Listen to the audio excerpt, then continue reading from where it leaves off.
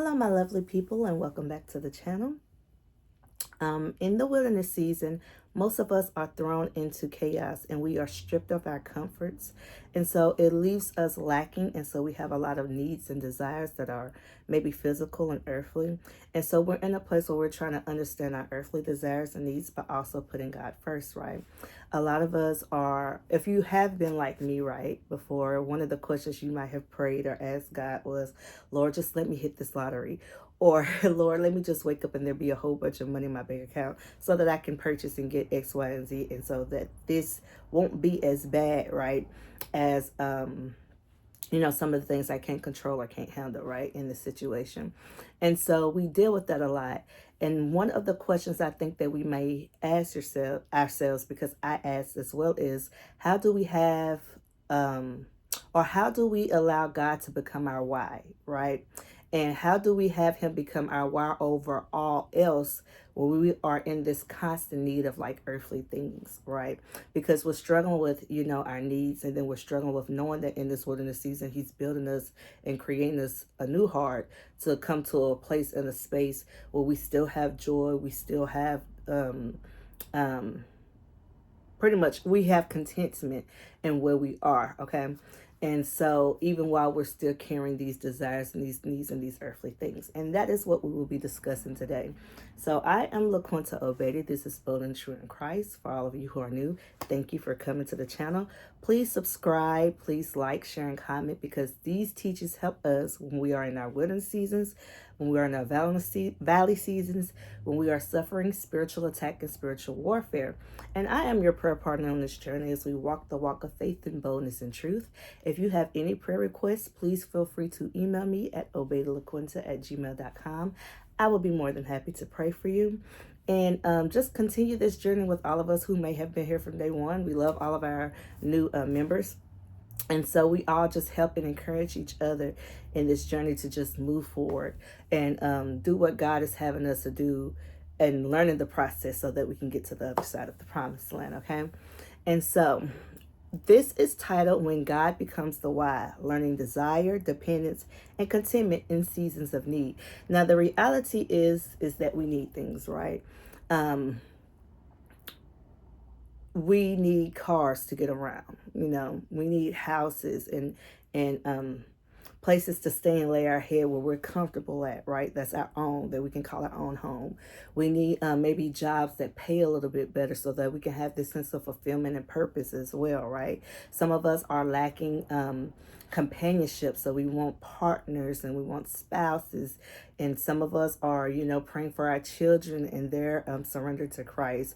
So we're wanting this bond between parent and children type thing back, right? And so we have all of these needs and all of these wants. The list can go on and on and on, right? And so when we have all of these needs and these wants, sometimes we get to a place where we feel like, Lord, if you can just give me this, then this will be better. Or if I just had this, then I'd be okay, right? And so a lot of those, when you finish the sentence, whatever your if I had is, a lot of that is finding joy after you get some versus the joy and the comfort that you should be having and finding in Christ now. And so this teaching explores how believers move from craving the inheritance now to desiring God himself above all else, even in seasons of real need, discomfort, and waiting. Through the journey of the prodigal son, Israel's manna, and God's shaping process, we learned that contentment isn't the absence of desire, but the anchoring of desire in God, okay? This devotional unpacks how God forms hearts that long for him, how abundance can be stewarded without drifting, and how intimacy is built in the very places where life feels unstable. And of course, the wilderness season is an unstable place, right? And so we need to learn how to navigate it with Christ correctly, even while we have these, what are healthy needs, wants, and desires, because God knows that we need these things in order to survive in the world we're in, because we are in the world, not of it. But unfortunately, we still live on this physical plane where we have to have things, we have to be comfortable. Life shouldn't always be a struggle, right? And God knows that. So every believer eventually faces a spiritual crossroads. Do I desire God for who he is, or am I seeking him only for what he can give me? This was the prodigal son's tension. He wanted the father's gifts without the father's presence. But when his life collapsed, he discovered something deeper. The inheritance means nothing without the one who gave it. And if you can go back to the prodigal son story, he was like, give me my inheritance now. So that he went off and then he squandered everything right then and there, right? And so what we do know is inheritance means nothing without the one who can give it to you. So if his dad was never there, he would have never had it anyway, right? And so apparently what I kind of get from that story, which is not stated biblically, is that the dad had came to a place where he had all of this wealth that he could give to his son. His son wanted it right then and there. But what we don't see in the story is the dad had came to a place where his wealth he was able to maintain, right? He didn't squander his wealth. The other brother who was there was getting provision from his dad as well, and he was still sustained and covered. So the one who wanted to go away didn't realize the responsibility that a lot of wealth, that a lot of all of that stuff has. When you want it right then and there without knowing how to steward it and maintain it, that a lot of the times you're going to run into a situation where you are going to squander it, right? Now that's hold that thought, because we will touch on that a little bit later in this discussion. But what I want us to realize is we all get to a place where if we just had all of this stuff right here, then and there, then we can go and do whatever we need to do. And when we do that, most of the times we push God out of being that daily manna for us. So what you need to know is God does not condemn the need. He uses it to form you. Your desire for a home, maybe your own space, stability, resources, financial provision, anything that you might be asking God for in this wilderness season, it is human. Jesus said, your father knows you need these things, okay? So he's not unaware of the fact that we need things to survive. Even they needed things when they were on their missions and stuff, and they were getting money from other people while they were witnessing, right? And while they were healing and doing all these miracles. So Jesus said, your father knows you need these things. God designed your needs. He does not shame you for needing them or for wanting them. The struggle is not that you need these things. The struggle is that needs often scream louder than faith. And this is where God does his deepest work, okay? He does not remove the need from you, but what he does is reveal himself inside of the need that you may have, okay? And one of the things that I had asked and started praying about and asked God, and one of the things that me and my mother was discussing was, why don't God give us things right then and there? Why do we have to wait?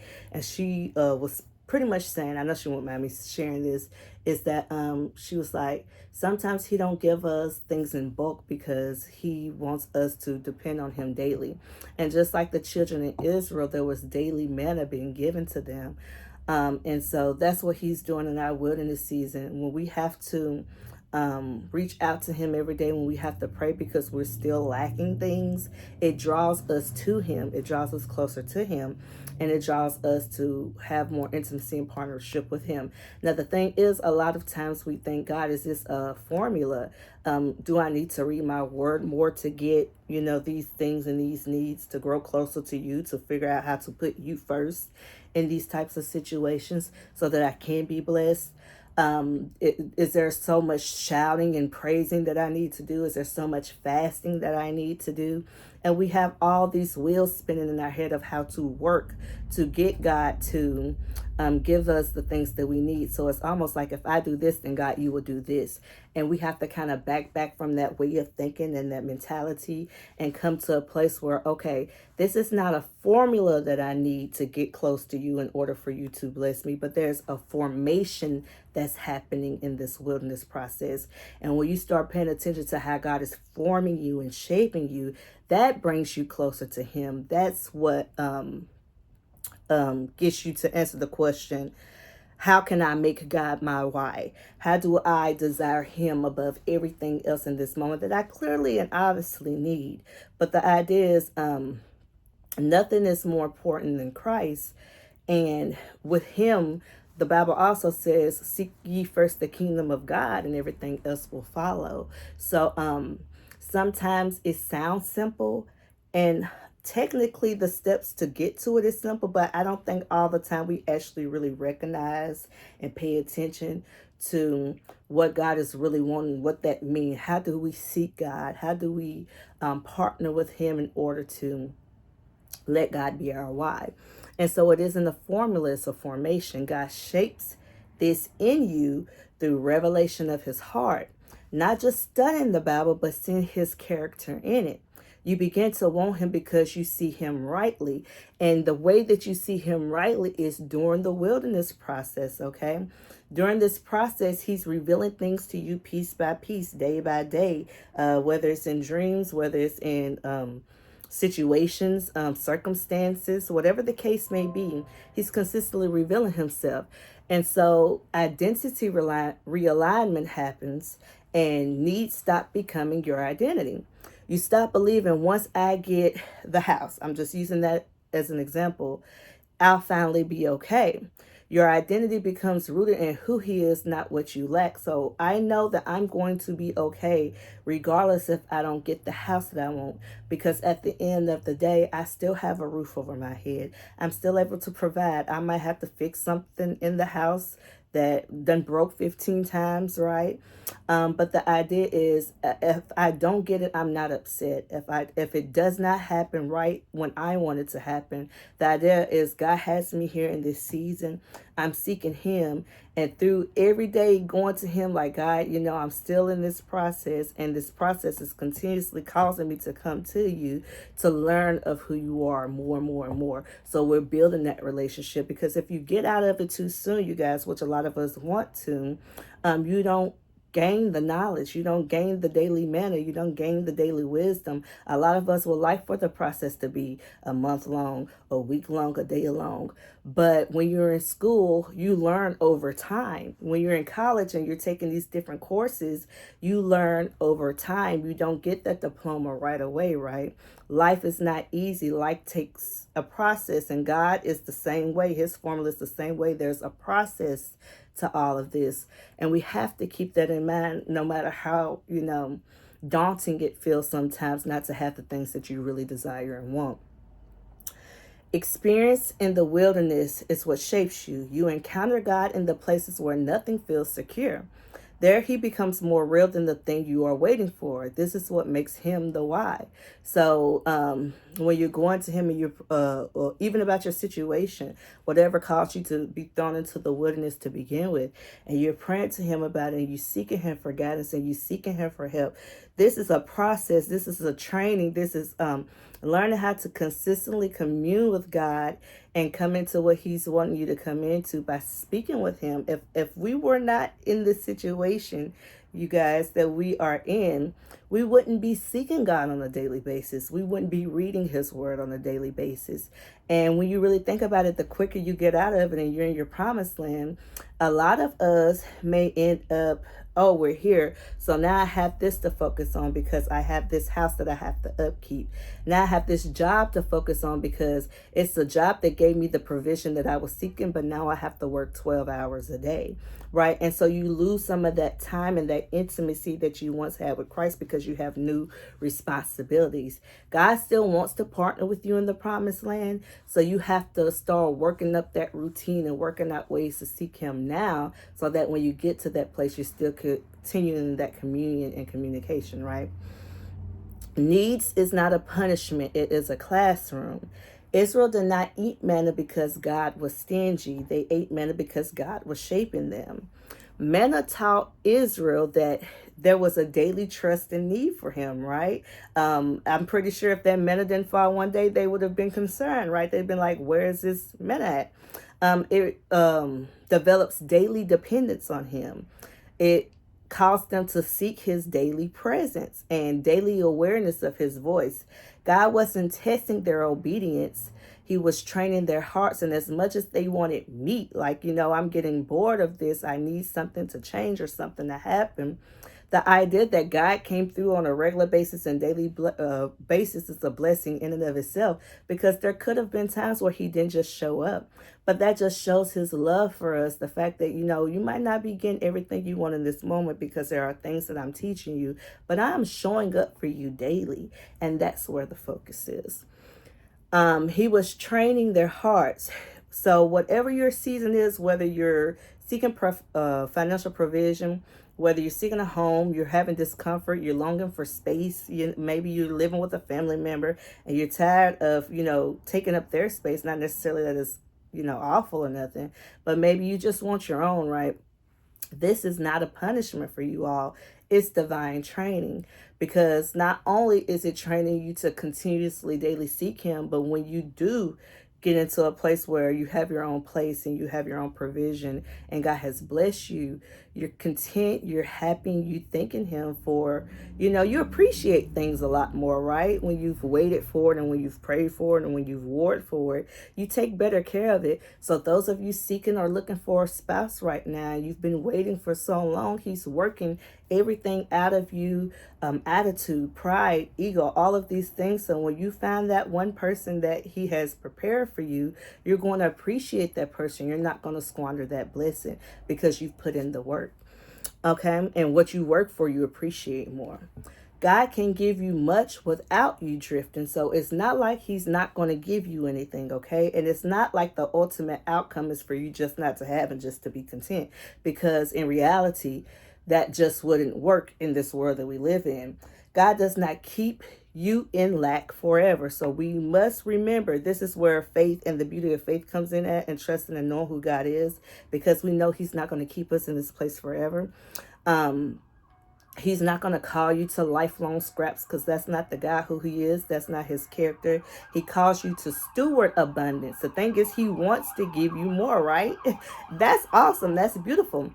Abraham was wealthy, but he wasn't dependent on his wealth, okay?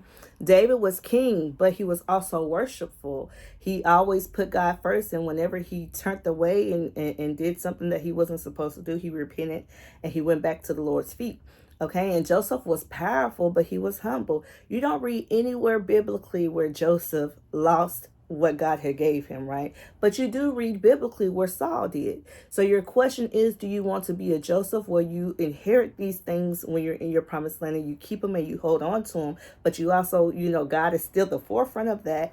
Or do you want to be in a place where you become like Saul and then you start losing your focus, you start forgetting who brought you here to begin with, and ultimately lose your kingship, okay?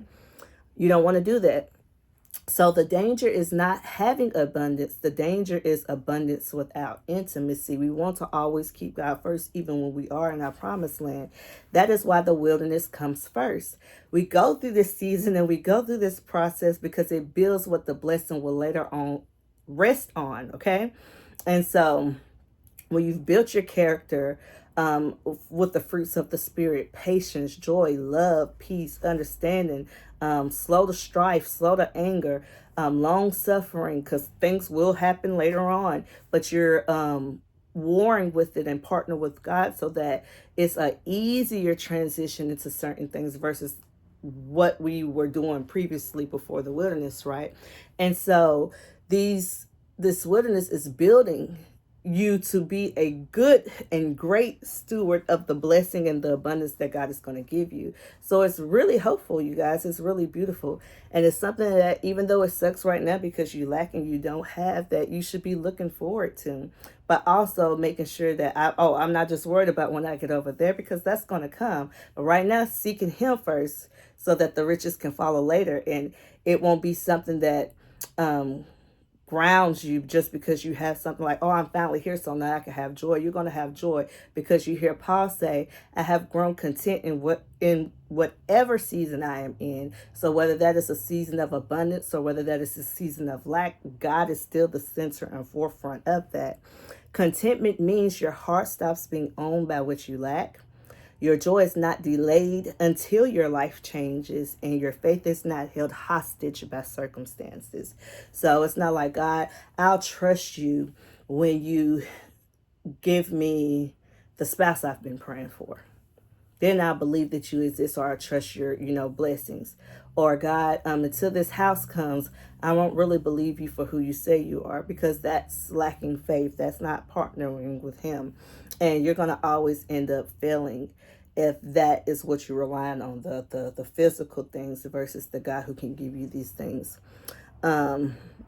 Remember, Paul wasn't born with contentment, right? He had to learn these things. He had to grow into it. He wasn't instantly gifted with it. So one of the pressures that we can take off our shoulders is like, I know one of the questions I had asked is like, how do I get to a place of contentment? How do I, is it something that I have to do? And the answer, once again, is not formula, it's formation. God is forming all of this in you, and you're going to eventually get to that place if you allow him to do the work. He was formed into it through seasons of both lack and abundance. Don't forget, he didn't just have seasons of lack, right? So when he had his seasons of lack, he was cool. When he had his seasons of abundance, he was cool. And that's how he learned contentment, because he know that God was in the middle of both seasons, okay? God becomes enough when you experience him in the need, not after the need is met.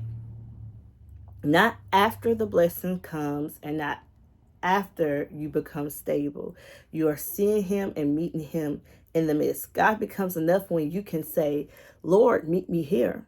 Show me who you are in this place. Not when I get on the other side. Not when, I've asked God before, for instance, an example, God, show people who you are. Show me who you are.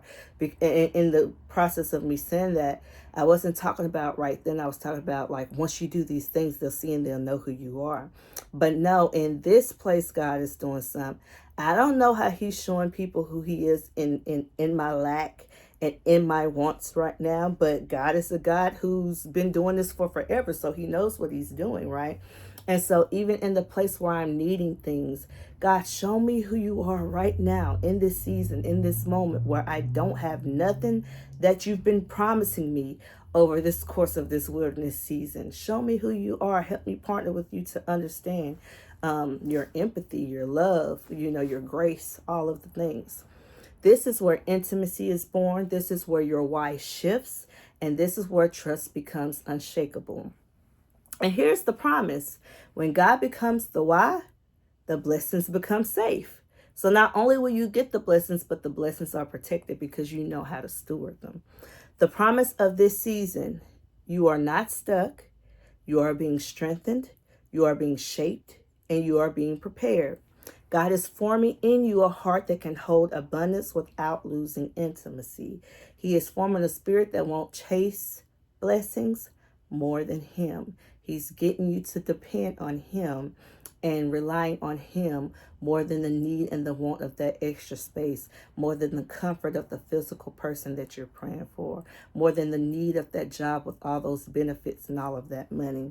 He is forming a trust that won't fall apart when life is uncertain, okay? There will be a time where you have stability. This is a promise. It's law. There will be a time when you have your own home, your own comfort, your own money, your own finances, your own resources, your own rest, your own spouse, your own kids, your own ministry. You name it, you're going to come to a place where you have it. But you have to just make sure that God is at the forefront. When that time comes, your heart will say, I'm grateful for the blessing, but God is still my portion. God is still who I care about more. This is when God has become the why, okay, you guys? And ultimately, that is our desire, to make God the why, even in the needs, even in the lack, even in the prayers for more. God should become our why, and it's possible. And we know that he's going to do the things that he's already promised. There's no uncertainty about that, okay? So trust him in not having. Trust him in the wait, you guys, okay? And I just pray that this encouraged you, because it blessed me so much when we were discussing it, and, just understanding and looking at the things that God has actually provided, even though that there's things that we truly, truly do need. There's things that he has still blessed us with that has eased the process of this wilderness season, because we could have been just outright lost and outright just down and bad, which is going to segue into the next teaching, you guys. Oh, this teaching is so awesome. This teaching is next teaching is going to be discussing pretty much I'm you know what, I'm gonna leave it alone. Holy Spirit told me to wait. But just know that the next lesson is going to be beautiful, you guys. With that being said, I just pray that this encouraged you all, and it blessed you as much as it blessed me. God loves you. He knows you need things. He knows it. You guys, he knows it. And he is going to fulfill what he's promised. We just partner with him and make him the why. With that being said, I pray that you all have a great, beautiful rest of your day. And I just pray that God starts showing up in your lives and showing you who he is in this moment and why it's so powerful and so important to understand his grace and even his provision in the no's. Okay. I hope you love on God first because he first loved you. You all have a beautiful and blessed day. Bye-bye.